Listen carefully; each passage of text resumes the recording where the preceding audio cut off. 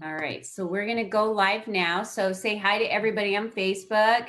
Hello, everybody. Alice Combs is with me today. You guys are going to learn so much about her on our podcast that we are going to record today, that we're getting ready to start now. So I hope all of you can join us. If you have any questions, please just put them in the comment section, and then afterwards Alice and I will be able to answer those for you, but we won't be answering any questions during our Facebook Live because we're recording for, I think it's like episode number 65 for Lead Up for Women, Speak Up to Lead Up.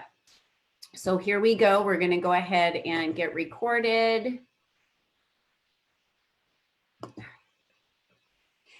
Hello, listeners, and welcome back to Lead Up for Women, Speak Up to Lead Up. I am your host, Colleen Biggs, and I think what are we in now? Week 8, maybe, of quarantine and lockdown. It has been quite an interesting 8 weeks. You know, I started the quarantine with action and quickly went to work and brought all my members forward with expert chats on Facebook Live and pivoted very quickly for events that I had that were live, combined those to an event that we're having in September, on September 17th. Any of you that are listening to our podcast, you know that we do in-person events, and I'm happy to say that we are going to do one last in-person event this year in September in Dallas, Texas.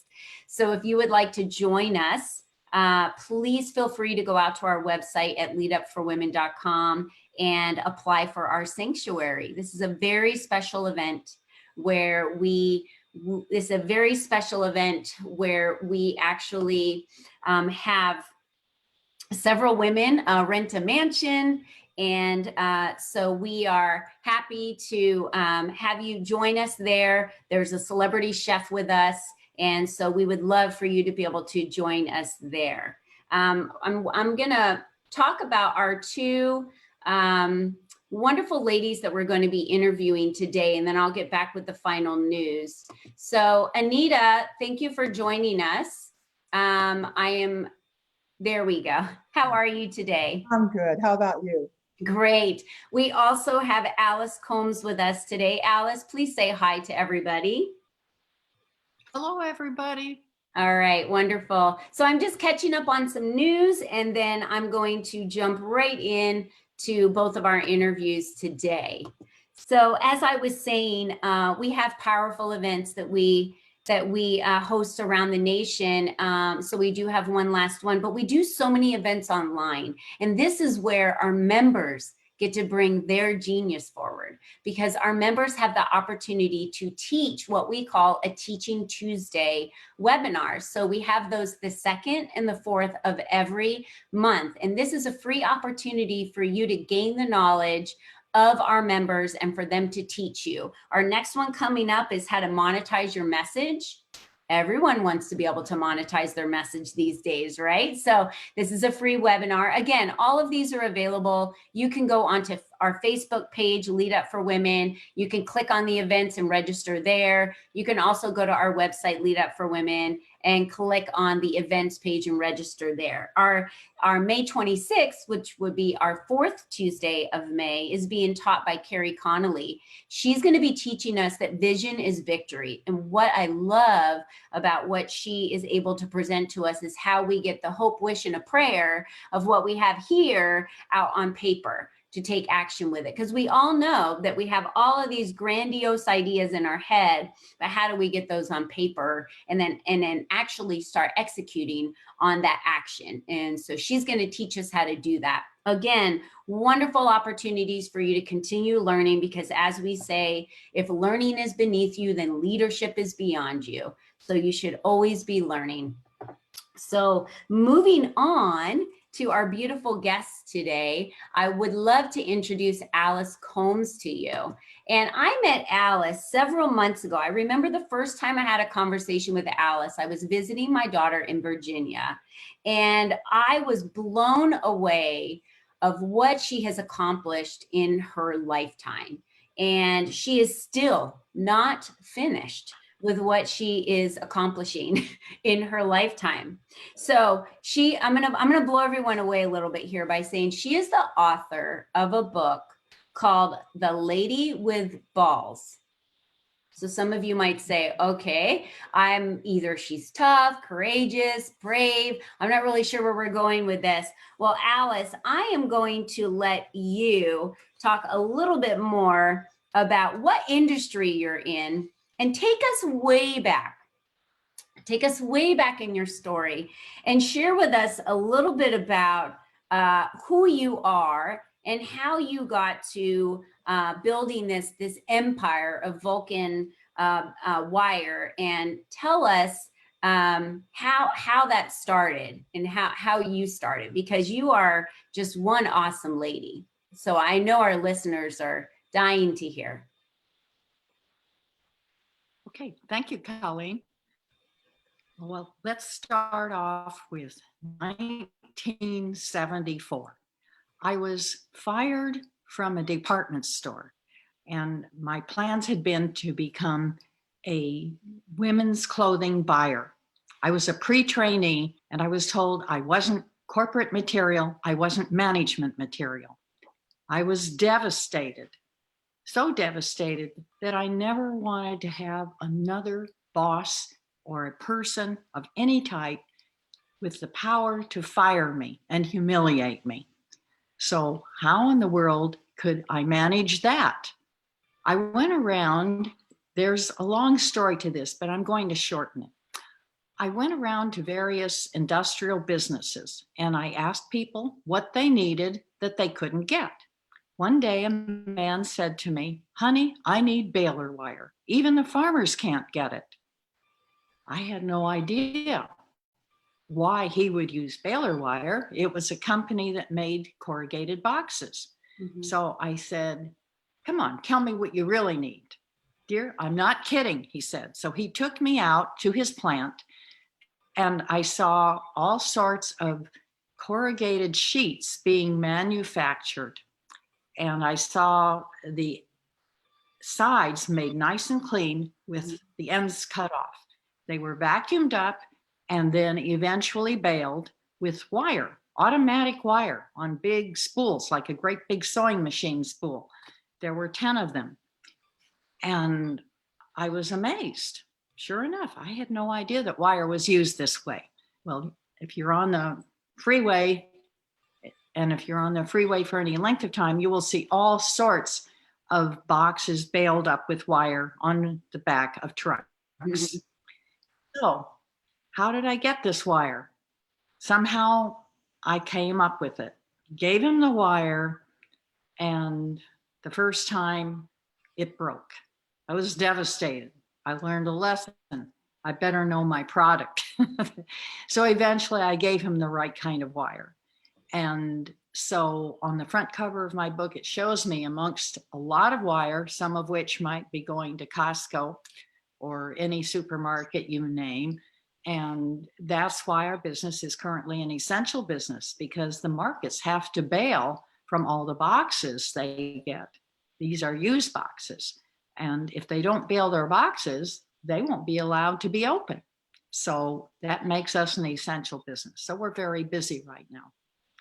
And how did I get the name, The Lady with Balls?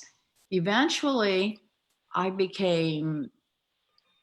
shouldn't say eventually I became. Eventually, I had a lot of recycling businesses, not just manufacturing business of wire, but recycling businesses. And they were usually part of the garbage companies. And at that time, there were a lot of Italian owners who had driven the garbage trucks and worked their way up and became very prosperous owners of garbage companies. These were a lot of good customers of mine. Well, one day, a man who dealt with these garbage companies, who was not a garbage man himself, and he wasn't Italian, he was a good customer of mine. He bought a lot of wire, and he owed me $5,000, which in today's dollars would be about $20,000. So he was slow in paying me, and he had promised me money which was about the third time I would have to call him. He'd promise me money. I would go to his office. The beautiful secretary would hand me my money and then I'd leave. Well, this was the third time and there was no check. I was very upset. I needed that money. I had 2 daughters to support, 3 mouths to feed. And my business wasn't big enough to absorb losing $5,000, which is like $20,000 in today's money. So I was so upset, I burst into his board of directors meeting and I demanded my money. He was humiliated. He said, "Get her out of here." So 2 of his honchos picked me up in the chair. I refused to leave until I had my money, put me at the top of the stairs. Then what did they do with me? Well, the owner of the company who had promised me the money picked me up and dropped me down the stairs. I was very angry. I said, "See you in court." I tried to change the pneumatic door, slam it. It wouldn't slam, slowly closed. I thought I had ruined myself, my business, my reputation. I would be the bitch of the industry. However, 2 days later, or was it 3 days later, I had a phone call from one of my friendly garbage men. And word had gotten to him. He was 75 miles away, in fact, from where this occurrence was. The occurrence was in Oakland, California. He was in Modesto, California, 75 miles away. He'd heard all about it and he wanted to be sure I wasn't hurt. He did know I'd gotten up. So I told him I wasn't physically hurt. I was a young woman then. I was 35 years old, I think, maybe 36. So I wasn't hurt, but I was afraid that he was upset that I had made such a scene. And lo and behold, he admired me. And I found out all of his friends admired me who hadn't even met me. They just heard about me. And he said, "We're all calling you the little lady with balls." Well, the title of my book is The Lady with Balls. I took out little. So that's how my book came about. And then 12 years ago, not 12 years ago, I should say, in 2012, which is 8 years ago, I became only a secondary person in my business. The primary person was a man who had been working towards becoming president and the majority owner for 16 years, I think. Mm-hmm. And then I had additional time and I decided to write the book. And now it's out and I feel very good about it. So now my latest career is getting my book out there, getting that message out. Yeah. And tell me, in a sentence or two, what message are you sending in your book, The Lady with Balls? I think my main message is perseverance. I had to persevere. The first wire I had broke. Then I had to persevere and convince that potential customer that everything would be worked out, which it was. I had to persevere when I lost an enormous supermarket account. For 5 years, things were very rough. I really had to persevere. There was a predatory competitor. He nearly bankrupted me. However, he went bankrupt. And I gained his very best salesman, who is now president of Vulcan. Oh, that's wonderful. What an amazing story. And I want to thank you, Alice, for sharing that with us. And I want to recognize and go back to what you were talking about with your perseverance. I don't think we would see that happen in today's world of a female persevering and then a male physically abusing a female. We wouldn't see that in today's world, but I do want to recognize the bravery and how courageous you were at that moment to say, this is not right. I'm standing up for what's right and you owe me money. And it doesn't matter if I'm a tiny female, I'm still going to stand up and get what's mine. And through your perseverance, you've been an example to other females throughout the years of how they can persevere and how important it is for survival and thriving through business, because we can't do things always the way they've been done, right? So I'm sure you've had to modify your business over the years. I'm sure things have had to change with the times. COVID-19 is a great example of how you've had to modify with the times. And there are many businesses, as we were talking earlier, that you said have had to bankrupt or go under that you've worked with. And so how have you pivoted in your business today? Again, another season. And how have you done that with Vulcan Wire? Well, even though our payroll is not tamped down, we're busy enough. A lot of our busyness, I think, is now trying to collect late bills because, as you know, the economy isn't doing well. Yeah. So we were able to get the Paycheck Protection Plan. So that probably will be helping us with all of the unpaid bills, and probably something that would be the equivalent of $20,000 today will be multiplied many, many fold that we will never collect in our business. Yeah. And that's where the Paycheck Protection Plan money will come in very handy for us. Absolutely. Yes. And thanks to the government for providing those opportunities to businesses, because I know many of them are suffering right now. And I also wanted to go back and ask you a question. You've had so many challenges in your career, right? The career that you were in with creating Baylor Wire is not a typical business that I would say a female at what year was that, would you say? In 1975, I sold my first wire.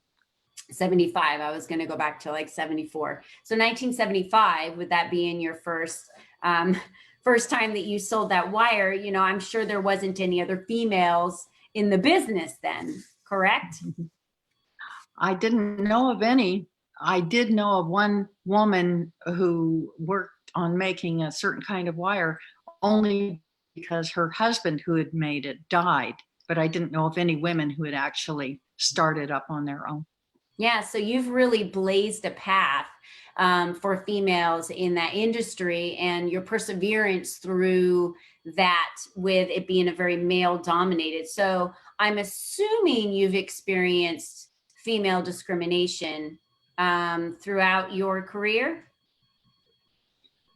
Towards the end, I don't think so. But in the beginning, definitely.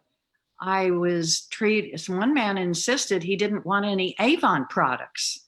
He just couldn't believe I was selling anything that would apply to him. And he nearly shooed me out the door. He didn't even want to listen to me.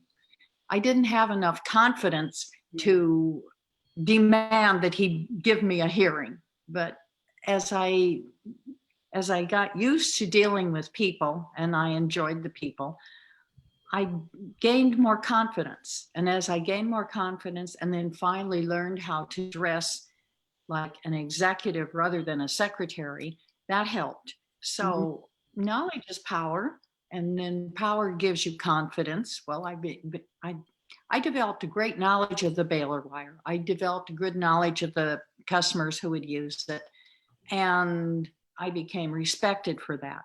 So I would say by the time I met the individual, Mike Graffio, the man who took over my business, I no longer had discrimination personally. I didn't feel it. If it was there, it went over my head. Yeah. And I want to go back and anchor in that piece that you just talked about, because that is a really important piece of what we're talking about today, which is knowing is power, but confidence is power.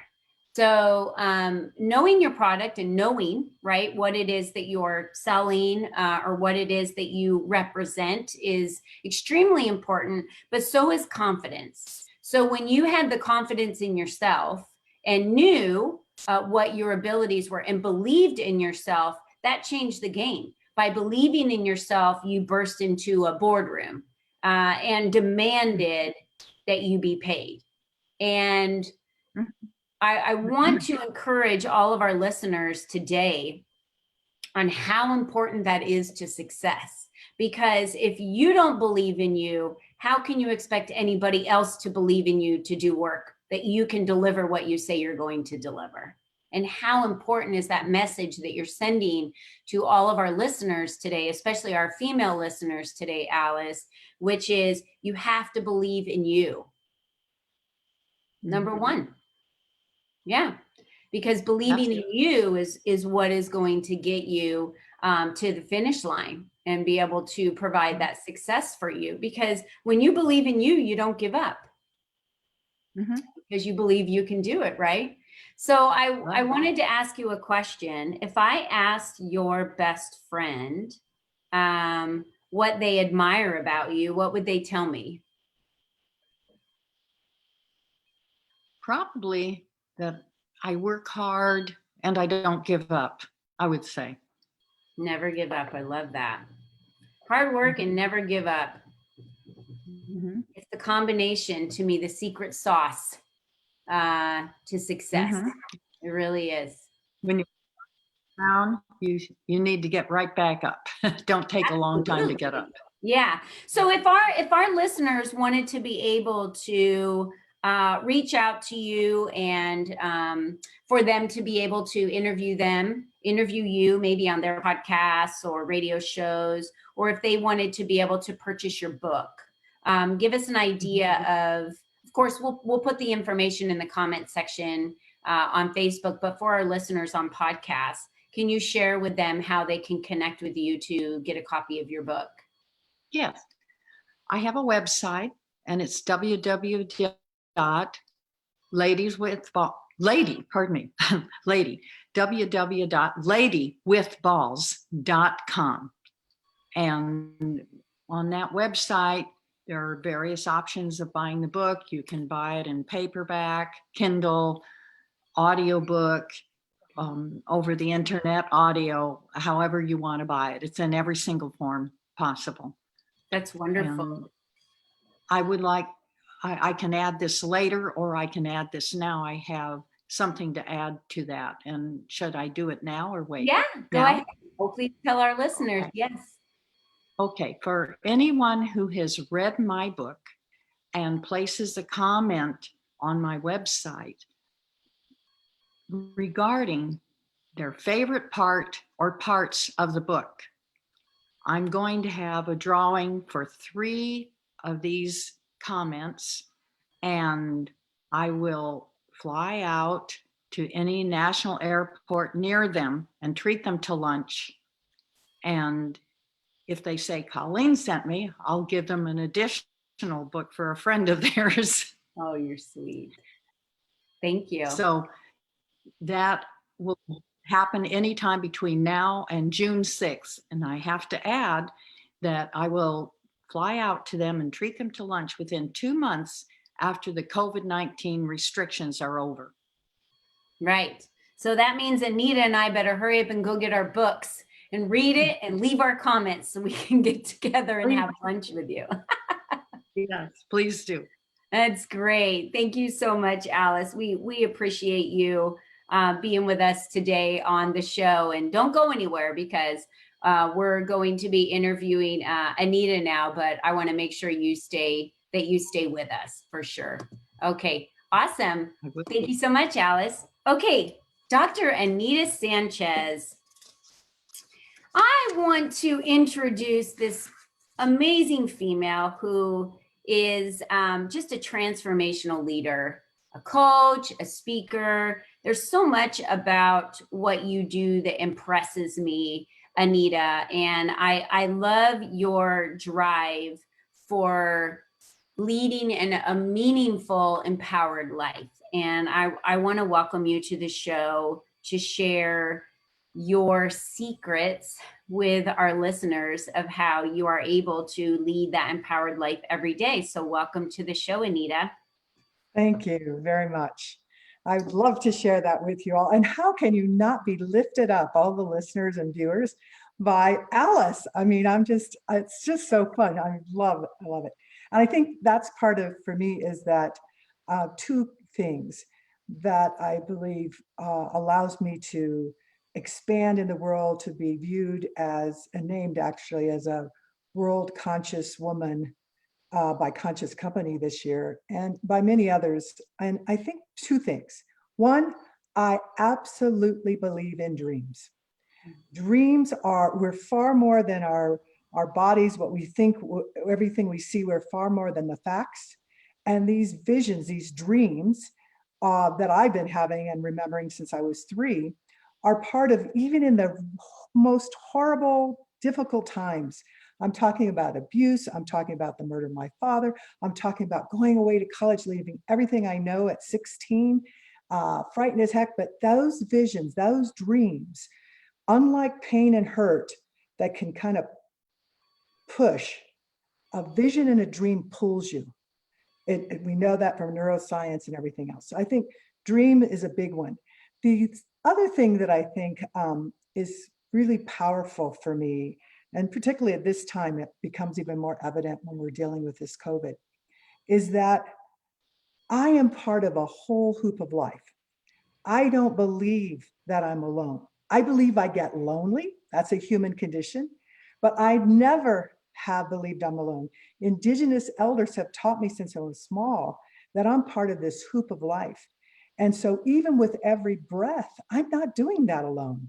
That's those trees that's taking the carbon and giving me oxygen. There's this reciprocity, one of the many principles of living a good life. And so even and I don't want to pretend there aren't difficult times. However, I don't spiral down in them very long. So even this COVID, that I do not want to transcend the suffering.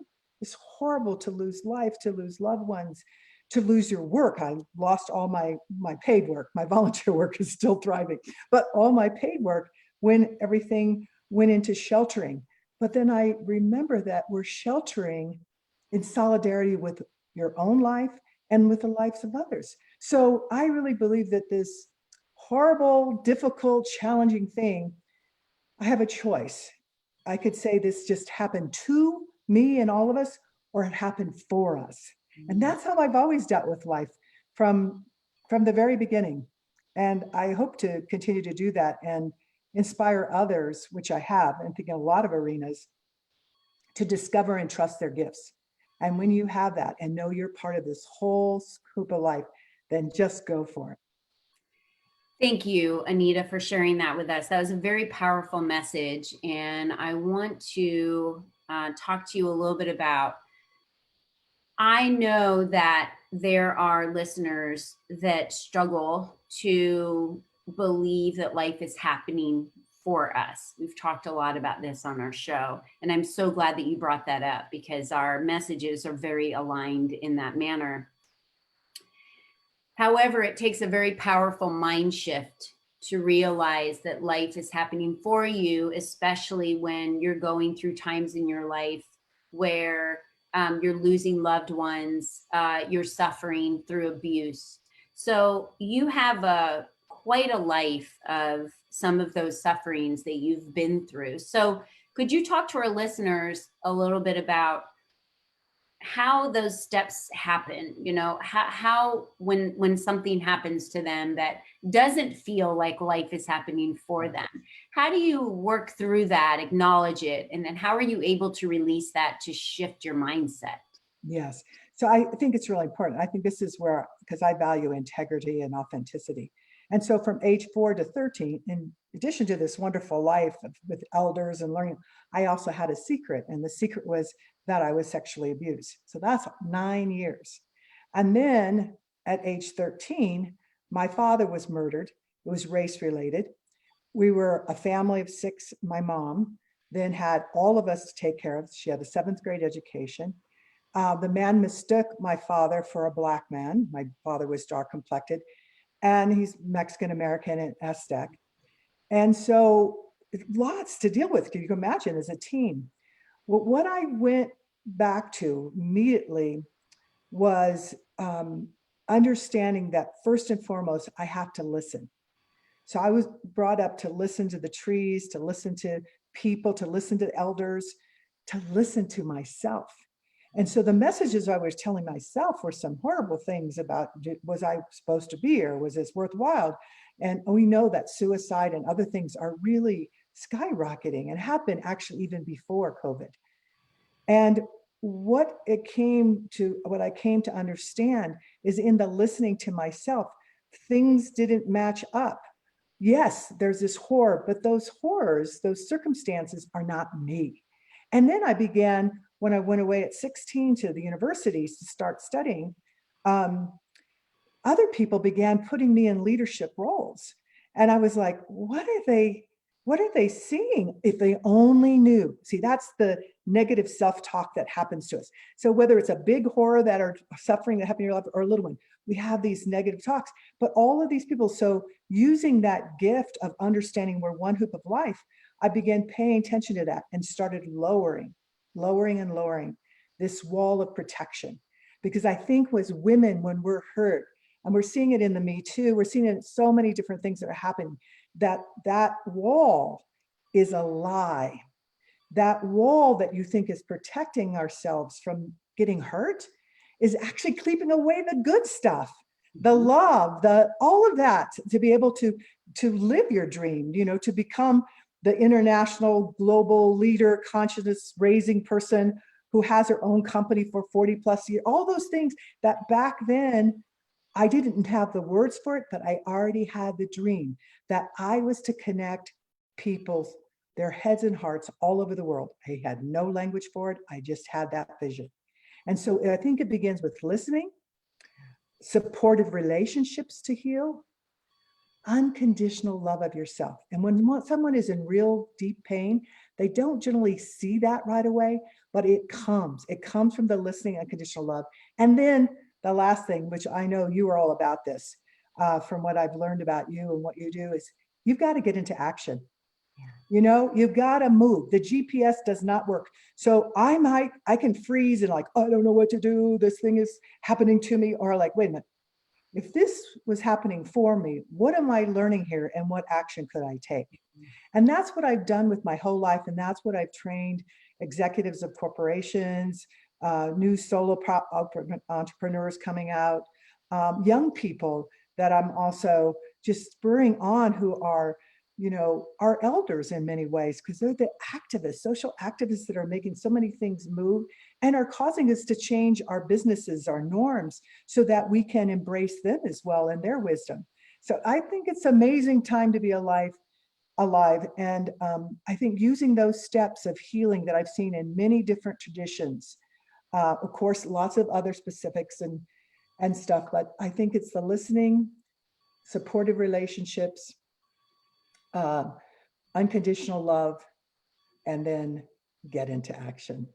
Yeah, absolutely. Thank you so much. What a nugget of wisdom that was for you to share. And it is so important that we realize that it starts with us, right? The mindset cannot, no, I always say no one's coming.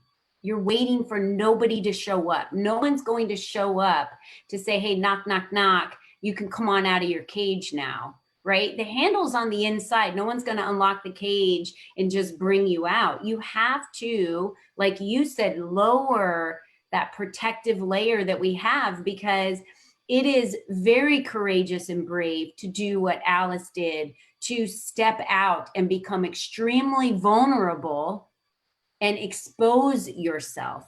Because without doing that, you said it perfectly, Anita, when we expose ourselves, we can feel the greatest of joys, which joy is the absolute highest on the spectrum of feelings, joy. Most people never even really feel joy at the highest level.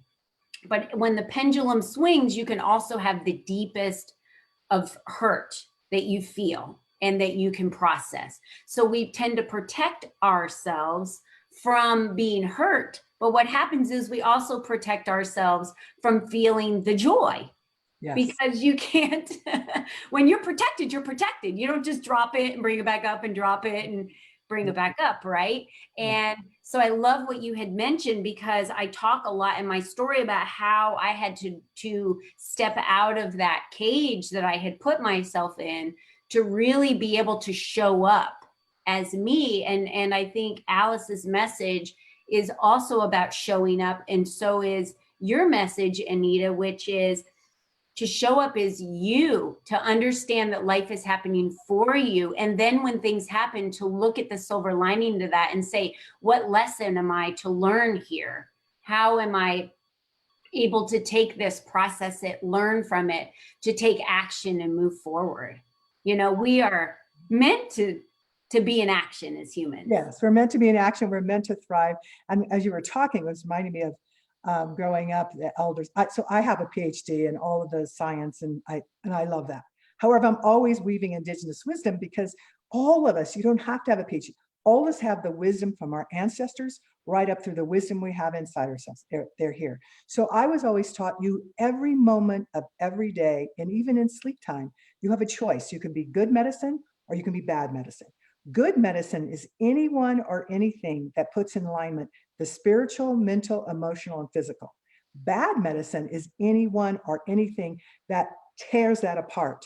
And so we get to choose to be good medicine to ourselves, first and foremost, because we could have all these great visions, good intentions, all these plans, but what gets in the way, and I love hope and visions and all of that, that's my PhD work. However, where people get blocked, and that's I end up helping them, is that they haven't been doing their own healing. They haven't been doing their forgiveness. They haven't been in unity. And so when we take the 4 gifts that you know about, with the 4 sacred gifts that I finally wrote, that I've been using in my business since the 90s. I started my business in the 70s, but in the 90s, when I found out about this, I started integrating them. And the work with people, whether they were a newbie, part of an employee resource group, or in the C-suite of major global corporations, they leaned forward into these gifts and all of us know what is true. And that's what we're asking ourselves. Listen to what is really true inside yourself. And part of that truth is get moving, get in action. And we might have false steps. So what? Thank you. I'm one step closer. Take another step, redirect, but keeping in action. Thank you, Anita. That brings up your book, which is The 4 Sacred Gifts. So do you want to share with our listeners what those 4 sacred gifts are? Or yes, it is no secret. Everybody has it. This is where my publisher isn't so happy, because it's like, well, don't tell them, they're actually very good people. So the 4 gifts that come from this Eagle Hoop prophecy back in the 90s, where 27 elders came from, indigenous elders from all over the world, and they built this beautiful hoop and put 100 eagle feathers on it. And then after a weekend of prayer and ceremony and meditation, they put the 4 gifts in it that spirit shared with them, that said, the human beings are coming into a great winter time, and it's going to be really hard. And they've forgotten how to be in harmony with themselves, with other people, with the earth, with nature, with everything. So use these 4 gifts. So the 4 gifts are, the first gift is the gift of the power to forgive the unforgivable. The second gift is the power of unity. The third gift is the power of healing. And the 4th gift is the power of hope in action. And I have a big heart, but I also have this brain that was always trying, the scientist in me too, to figure out what did they forget. And there are many thousands of gifts. However, what I have found, when you use these 4 gifts, you do remember. And so when you get off, as we do as human beings, you don't stay off course very long. You pull yourself back into that alignment so that you can be good, self-loving to yourself, and also in all those relationships, whether at work or at home, in the community, or in the world. Yeah, what a beautiful way to share those gifts. And it's so current for today. isn't it, of what you just spoke Sure. about there?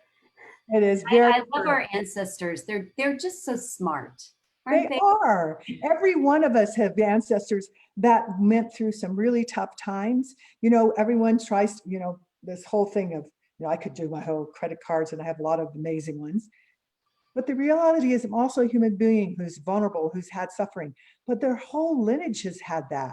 No matter what your stature is now, whatever is your circumstances, we're far more than all of that. And we can take all of that with us. So yeah, Yeah. I just honor everyone, who they are, and being a member today of this Hoop of Life. And we need every single person. We need every one of your gifts at this time, and not in denial of your fears, your fear or the emotions that come up. That's part of being human, but it's again, moving through them and going forward. So what Yeah. Alice was talking, that persistence, she and I would definitely be good friends. Definitely are. I'm hoping that you will be good friends after today's interview, now that you've had the opportunity to meet each other, and get to know a little bit more about each other. And, you're so wise, Anita, on guiding so many and sharing your wisdom today about how we can acknowledge the fear, how we can, I always say, acknowledge it, work through it, then release it, which Yeah. then creates space for us to then take action, move forward, have the creativity to be able to move forward. And in any business, as we've shown today, that you're in, this method will work for everybody in any business, or even if you're not working. It works with raising children, it works with volunteer work, it works with just life, with Absolutely. with life, especially today. So what one thing have you learned, Anita, before we share with everyone how they can reach you and how they can get your book? What would you like to share with everyone is a wisdom that you've learned for yourself going through the last several weeks, with the coronavirus and all of the information that's been shared, and how you've restructured your life? What have you learned? Yes. Well, what learning at a deeper level is that we are not our pain. We are not our doubts. We are not our difficulties. And that we're to name them, like you said, name them, tame them, and then move forward. And so dream at this time, please, dream, daydreams, night dreams. Those things will help you pull through to understand we're more than what is just happening right now. And so one of the things it did for me when 8 weeks ago, all my paid work disappeared, was that, okay, well, this is your opportunity now, because it used to be overwhelmingly, I'm a face-to-face speaker, trainer, etc., coach. However, and only a little bit of online. So now I'm converting my benchmarked trainings and stuff into online. So this is wonderful. And I get to see that, I'll be able to reach more people, because we're going to go back to some face-to-face. Those of you who are in services where which most of us are, need to do face-to-face. We're going to go back to, but also this realm, this doing online learning, it's been around for decades. One of my clients even taught me that back in the 90s, Hewlett Packard, a wonderful company. I remember the first time they asked me to do this. So just understand you are far more than what is happening at the moment. Every day is a new day, and you get to choose to be first and foremost good medicine to yourself so that you can be good medicine to other people. And dream away, just dream and dream. I love that. Thank you for that message today. Anita, would you please share with our listeners how they can get in contact with you? How can they get access to get a copy of your book? Yes. Please share. Yes, I think the easiest way is to go to four-sacredgifts.com. That's FOUR, four-sacredgifts.com. And there you'll be able to get my book, and it's all in all the different formats. You will also be able to download the song that was made for my book.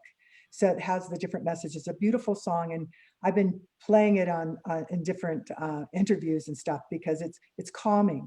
So please download that, and then you'll hear about all my other work and my book that's online with De Leon. And all of that, and to get to my other resources. But four-sacredgifts.com, I really appreciate you allowing me to share the messages from not only from me, but from Indigenous wisdom keepers all over the world, where we know that it's going to require all of us two-legged, all of us human beings, to make the shift. And so you're doing your part. Thank you. Yes, absolutely. And thank you so much for being with us today. And I just want to reinforce how important it is today, in the time that we're in, that we all go within and really work on what it is that we have internally inside us that maybe we've allowed the louder voices to overcome, to say we're not worth bringing it forward. This is our time. As these beautiful ladies that I've interviewed today, both Alice Combs and Anita Sanchez, they are light leaders. They've been called to lead for many, many, many years, decades.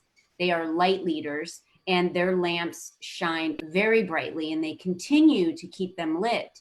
And as they move forward, they help others light their lamps.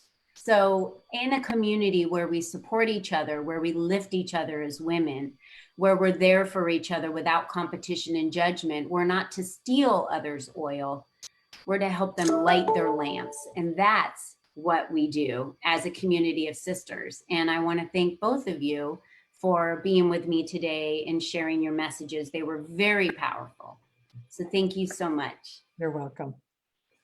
Thank you so much. So, all right, I want you guys to make sure you're joining us next week, because we have another powerful episode that we will be interviewing Jordani McCoy. She's a nurse, she's a coach, she's a real estate investor. She's also a very good friend of mine and has created a platform for nurses today to be able to tap into and gain additional self-care. So I really am so excited to talk to her next week on what she's doing in her world over there in Chicago. We also have Megan Fennoy with us, and she's the founder of the I Am Enough movement. You might see behind me here, I have a sign that we give to all of our ladies that are at our events. And it's just a reminder to all of us that you are enough. And just as Alice and Anita talked about today, believe in you and take action. And that's how we make success happen. That's how we make things move in our lives. So I want to encourage all of you to join me next week as we interview Giordani, which is Coach Donnie, and Megan. And I want to close today by just saying to all of our listeners, remember, you are the only you that has ever been, and you are the only you that will ever be. So how you pioneer your future is up to you. So be you and be strong, and we'll see you next week. Bye, everybody. Bye. All right, ladies, thank you so much.